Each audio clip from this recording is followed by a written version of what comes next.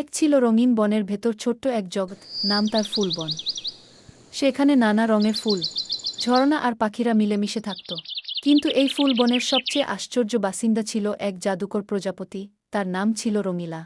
রঙিলার ডানাগুলো ছিল রংধনুর মতো উজ্জ্বল।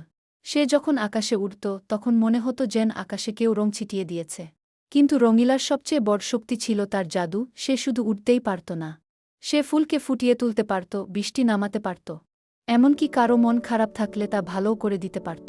একদিন ফুলবনে বড় সমস্যা দেখা দিল। অনেকদিন ধরে বৃষ্টি হচ্ছিল না।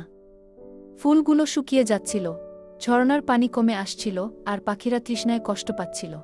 সবাই খুব চিন্তিত হয়ে পড়ল। তখন ছোট্ট এক টুনটুনি পাখি বলল, রঙিলা তো জাদুকর, সে নিশ্চয়ই কিছু করতে পারবে। সবাই মিলে রঙিলার কাছে গেল। রঙিলা তখন এক গোলাপ ফুলের উপর বসে সূর্যের আলো উপভোগ করছিল।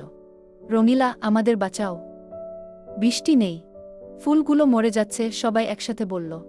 রঙিলা একটু চিন্তা করল, তারপর মৃদু হেসে বলল, তোমাদের ভালোবাসা আর ঐক্যই সবচেয়ে বড় জাদু। জাদু করতে পারি, কিন্তু এর জন্য আমার দরকার তিনটি জিনিস। 1. সবার একসাথে আসা। 2. প্রকৃতির প্রতি ভালোবাসা।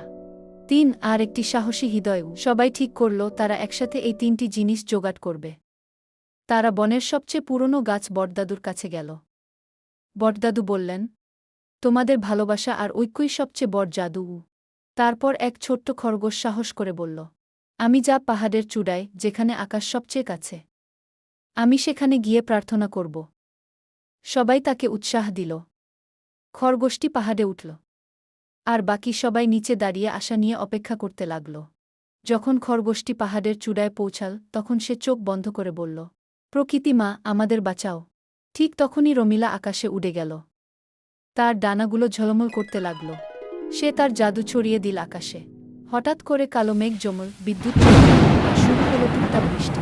আর পাখিরা আনন্দে গান গাইতে লাগল। সবাই রঙিলাকে ধন্যবাদ জানাল। কিন্তু রঙিলা বলল, এই জাদু শুধু আমার নয়, তোমাদের ভালোবাসা, ঐক্য আর সাহসী আসল জাদু। সেদিন থেকে ফুলবনের সবাই বুঝে গেল। ফুলগুলো আবার ফুটে উঠল, ঝর্ণা ভরে গেল। একসাথে থাকলে আর প্রকৃতিকে ভালোবাসলে সব সমস্যার সমাধান সম্ভব। আর রঙিলা, সে এখনও আকাশে উড়ে বেড়ায়। যেখানে মন খারাপ সেখানে সে রং ছড়িয়ে দেয়া।